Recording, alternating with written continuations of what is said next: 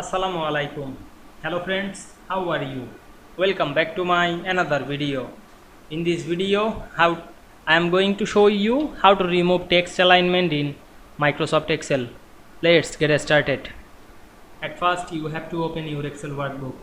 We can see here many text and make the alignment. Now we want to remove the alignment. At first, select the text, then select the left align and choose the bottom, or select this bottom. Now we can see we remove the alignment easily. You can align again, select the text, you can align center, right, the top, middle or bottom. Now I make center and select the middle and center.